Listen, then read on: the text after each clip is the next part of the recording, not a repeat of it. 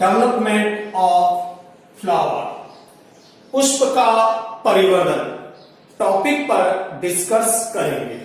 इससे पूर्व की वीडियो में हमने स्ट्रक्चर ऑफ फ्लावर, जिसमें फ्लावर के विभिन्न भागों का अध्ययन किया था, और आज हम बात करेंगे डेवलपमेंट ऑफ फ्लावर, पुष्प का परिवर्धन, किस तरीके से पुष्प बनता है, ये अपन बात करेंगे।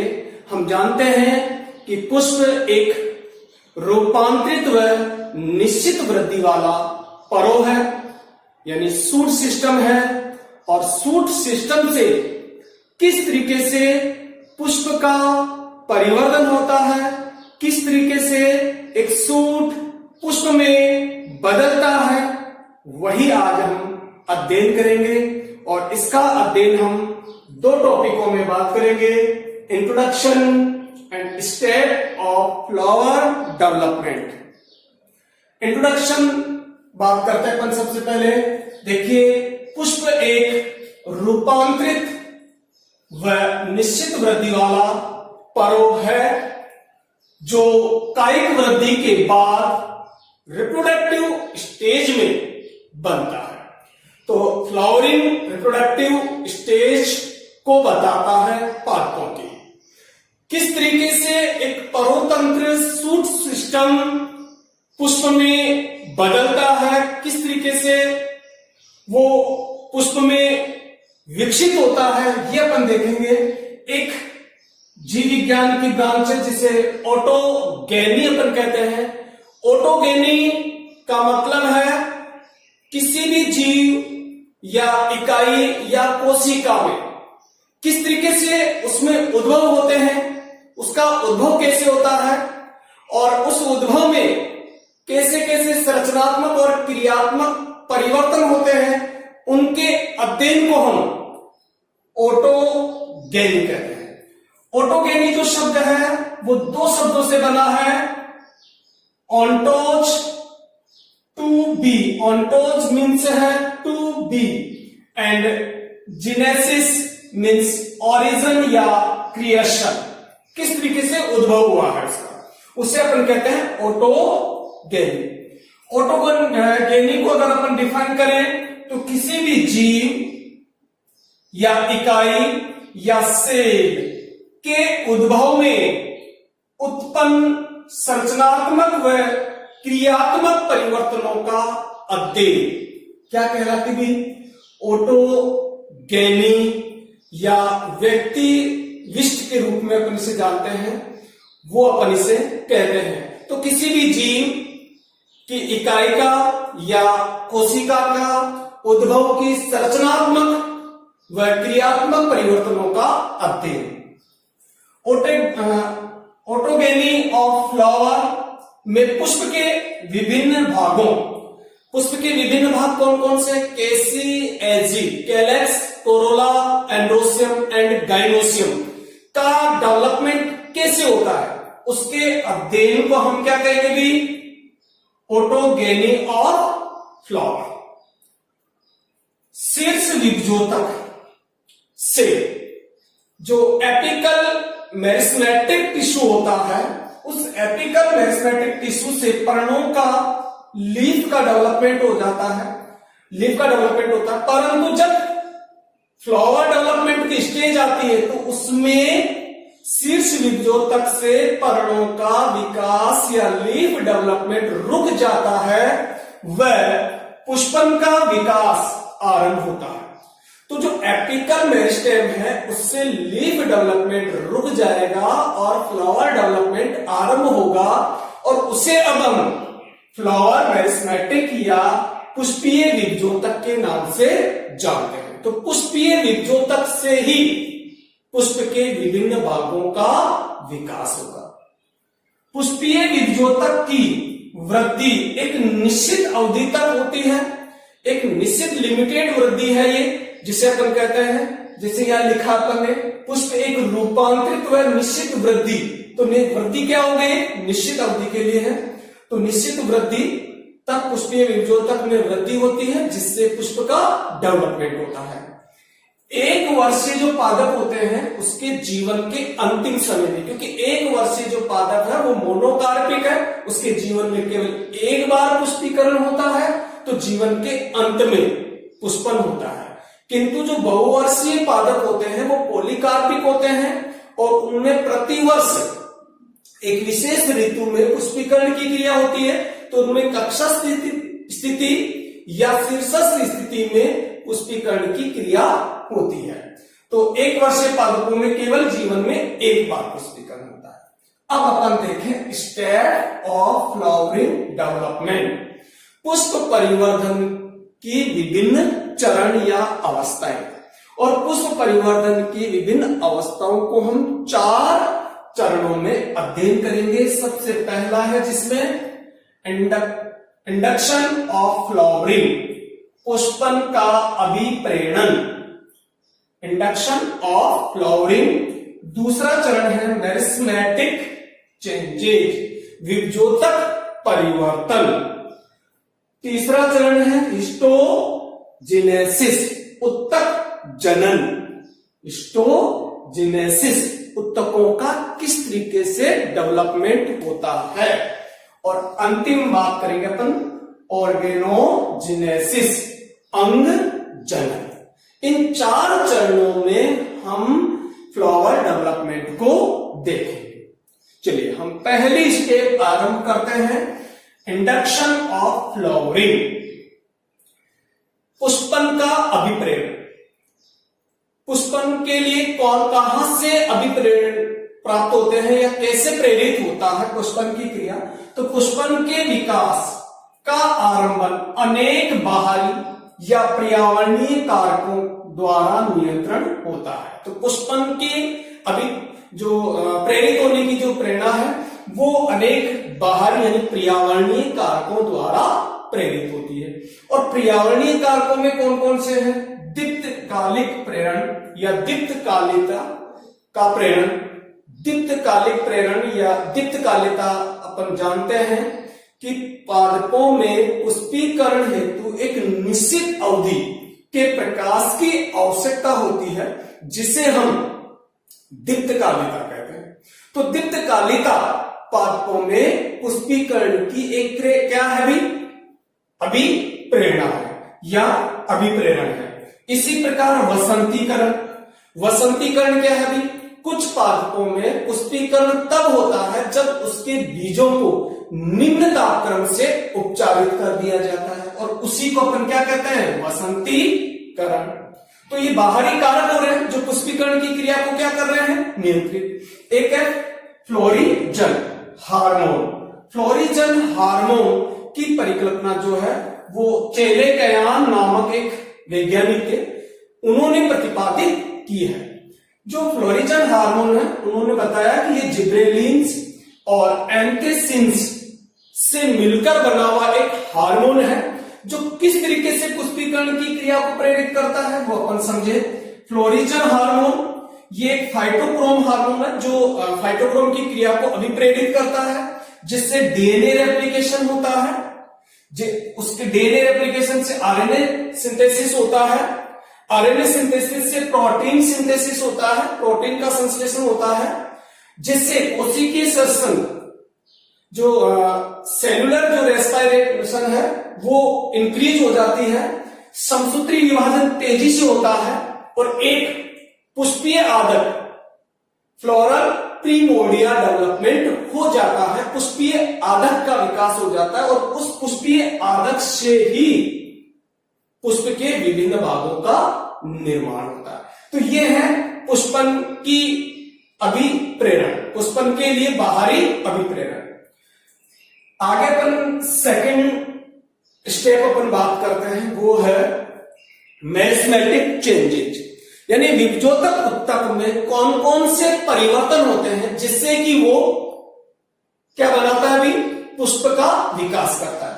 तो पुष्प वो देखें अपन, पुष्पन के समय कायिक शीर्ष की वृद्धि रुक जाती है और पुष्पीय शीर्ष का डेवलपमेंट होता है।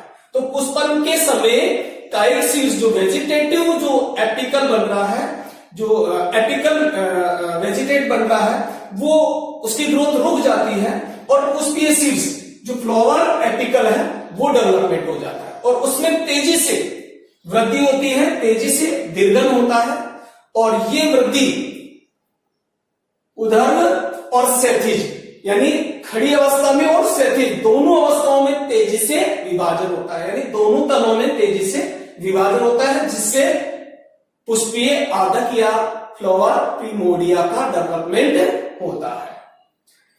ट्यूनिका कार्पस संगठन, ट्यूनिका कार्पस संगठन जो एपिकल मेरिस्टेम है उसके लिए एक सिद्धांत दिया गया था जिसे ट्यूनिका कॉर्पस थ्योरी कहते हैं। और ट्यूनिका कॉर्पस संगठन के अनुसार कोशिकाएं बड़े आकार की है, बड़ी रिक्तिकाएं होती है, साइलेंट क्षेत्र होता है केंद्र में, उसे अपन ट्यूनिका कार्पस संगठन कहते हैं। और कोशिकाओं का जो जीव द्रेण है वो विरल होता है, परंतु इस कंडीशन में जब पुष्पीय डेवलपमेंट हो रहा है तो ट्यूनिका कार्पस संगठन मेंटल कोर संगठन में चेंज हो जाता है।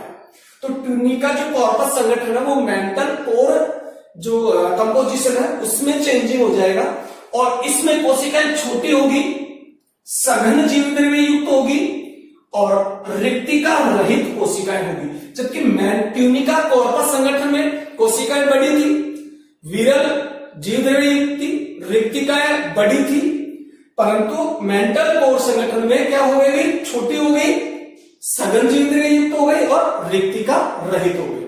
और देखिए ट्यूनिका कॉर्पस जो संगठन है इसमें एक साइलेंट जोन और होता है, शांत क्षेत्र होता है जहां की कोशिकाएं विभाजित नहीं होती, उसे अपन साइलेंट जोन कहते हैं। जबकि इसमें केंद्रीय भाग में भी सक्रियता पाई जाती है, किसमें, मेंटल कोर संगठन में। जब पुष्पीय डेवलपमेंट हो रहा है तो आरएनए चेंजिंग कि इसमें मेरिस्मेटिक चेंजिंग क्या हो रहे हैं, समसूत्री विभाजन की दर बहुत अधिक रहती है इस कंडीशन में। कायिक क्षेत्र जो वेजिटेटिव जोन थे वो क्या हो जाते हैं, नष्ट हो जाते हैं, यानी वेजिटेटिव जोन बहुत धीमी गति से वृद्धि करते हैं वो कम हो जाते हैं, जबकि पुष्पन क्षेत्र तेजी से विकसित होते हैं। इस तरीके से चेंजिंग आता है मेरिस्मेटिक टिश्यूओं में। तो ट्यूनिका कॉर्पस संगठन किसमें चेंज हो गया, अभी मेंटल कोर संगठन में चेंजिंग हो जाता है। तीसरा स्टेप अपन बात करें पुष्पीय डेवलपमेंट का, स्टोजेनेसिस। स्टोजेनेसिस उत्तकों का, कौन कौन से उत्तकों का डेवलपमेंट होता है पुष्पीय विकास के समय। तो देखिए पत्ती के समान ही पुष्पीय अवयवों का विकास शीर्ष की सेल्स में परिणतिक विभाजन से आरंभ होता है। एक विभाजन होते हैं, एक होता परिणत विभाजन और एक होता अपनत विभाजन। परिधि के समांतर जब विभाजन हो तो उसे परिणत विभाजन कहते हैं और अपनत विभाजन केंद्र में विभाजन हो जिससे उसकी आकृति में मोटाई में वृद्धि हो तो उसे अपन क्या कहते हैं, भी अपनत विभाजन कहते हैं। तो पत्ती के समान ही पुष्पीय अवयवों का विकास शीर्ष की सेल में परिणतिक विभाजन से आरंभ होता है। जिस तरीके से पत्ती डेवलपमेंट होती उसी तरीके से परिणतिक विभाजन से, एपिकल मेरिस्टेम में परिणतिक विभाजन से पुष्पीय डेवलपमेंट भी आरंभ होता है। सभी तलों में विभाजन से, फिर पहले तो परिणतिक विभाजन होता है किंतु बाद में सभी तलों में विभाजन होता है जिससे पुष्पीय अंगों के आधक या प्रिमोर्डिया अतिवृद्धि के रूप में विकसित हो जाते हैं। तो पहले आरंभ में तो परिणतिक विभाजन होता है किंतु बाद में सभी तलों में एपिकल मेरिस्टेम में विभाजन होता है जिससे अनेक पुष्पीय आदकों का डेवलपमेंट हो जाता है। जैसे अपन देख सकते हैं इसमें ये है फ्लावर प्रिमोर्डिया जिसे अपन एपिकल क्या कह सकते हैं, मेरिस्टेम है, इसी से फ्लावर प्रिमोर्डिया डेवलप हुआ है। आगे देखिए बाह्य दल व दलों के आदक, बाह्य दल यानी सेपल और पेटल, सेपल और पेटल के आदक प्रिमोर्डिया शीर्ष विभजोतक एपिकल मेरिस्टेम से डेवलपमेंट आरंभ होता है। उसके बाद अंतर्देशीय विभजोतक से इसमें वृद्धि होती है और सीमांत विभजोतक, देखो विभजोतक की स्थिति के आधार पर बहुत सारे प्रकार हैं। तो उसमें शीर्ष विभजोतक, एपिकल मेरिस्टेम, अंतर्वेशी विभजोतक, सीमांत विभजोतक। तो शीर्ष विभजोतक के विभाजन से जो है बाएं दल और दल, इनका डेवलपमेंट आरंभ होता है। और अंतर्वेशी विभजोतक से इनमें तेजी से वृद्धि होती है और सीमांत विभजोतक के कारण ये पृष्ठाधार आकृति यानी चौड़ी आकृति ग्रहण कर लेते हैं। इस तरीके से बाएं दल और दल का डेवलपमेंट होता है। पुंकेसर आदक, जो पुंकेसर आदक है उसमें देखिए, पुंकेसर आदक शीर्ष विभजोतक से आरंभ होगा डेवलपमेंट, उसके बाद अंतर्वेशी विभजोतक से इनके आकार आमाप में वृद्धि होगी थोड़ी सी, और फिर सीमांत विभजोतक से द्विपालित परागकोश का विभेदन डेवलपमेंट हो जाएगा। तो देखिए, अपन देखें यहां पर, देखिए ये सेपल प्रिमोडिया है, तो सेपल प्रिमोडिया और टेपल प्रिमोडिया, सेपल प्रिमोडिया से सेपल बनेंगे और टेपल प्रिमोडिया से टेपल बनेंगे। तो ये प्रिमोडिया है, इसमें पहले शीर्ष विभजोतक, फिर अंतर्वेशी विभजोतक और सीमांत विभजोतकों के कारण इनका डेवलपमेंट होता है। इसमें एक दूसरे में विभाजन होता जाता है, इनके कारण इनमें इनकी निश्चित आकार, आकृति और साइज आ जाती है इनसे।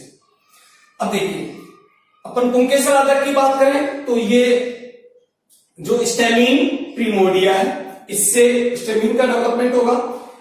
अंडक आदक, अंडक आदक शीर्ष व सीमांत विभजोतक से आरंभ होंगे डेवलपमेंट होना, और अपेक्स विभजोतक तक डेवलपमेंट होगी। अपेक्स विभजोतक से मोटाई में वृद्धि होगी, इसकी मोटाई में वृद्धि अपेक्स विभजोतक के कारण होगी। आगे देखिए, देखो एपोकार्पस कंडीशन और सिनकार्पस कंडीशन होते जाएंगे। तो एपोकार्पस जायांग, जिसे अपन कहते हैं कि कार्पल्स क्या है, फ्री, सारी की सारी कार्पल्स फ्री हो। तो जायांग में अंडकों के आदक पृथक इकाइयों के रूप में एक वलय के रूप में उत्पन्न होते हैं।